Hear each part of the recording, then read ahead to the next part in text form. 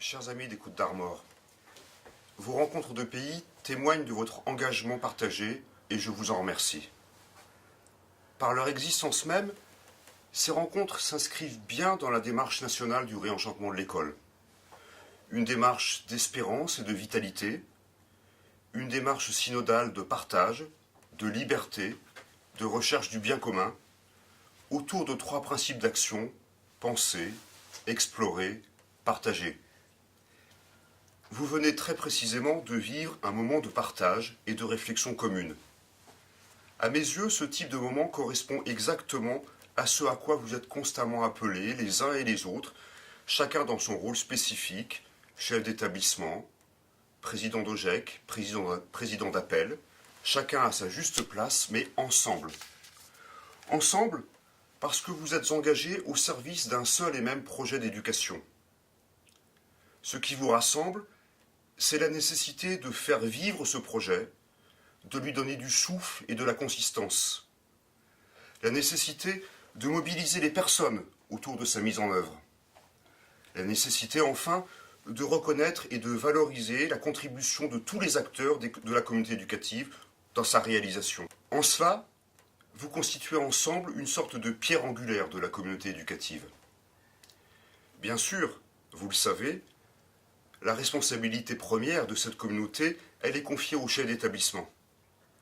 Mais la vitalité globale de la communauté éducative, elle relève bien de votre travail en commun.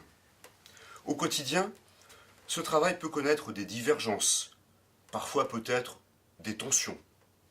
C'est normal, et à mes yeux, cela n'est pas grave. L'important, c'est bien l'esprit de service, c'est bien l'esprit de communion. Pour fortifier cet esprit de communion, je me permets de vous inviter à bien clarifier les modalités de votre collaboration. Vous inviter à passer de l'implicite, dans lequel trop souvent nous restons, à un véritable explicite formalisé en commun. Établir des procédures, parce que les procédures libèrent, parce que les procédures donnent de l'espace à la créativité, à l'initiative. Je vous invite aussi à situer votre action dans un cadre plus large que celui de l'établissement. Dans une logique de travail en réseau, bien sûr, et c'est le sens de vos rencontres de pays. Plus largement, dans une logique de prise en charge et de prise en compte de la dimension diocésaine, de la dimension nationale. Vous êtes l'école catholique là où vous êtes.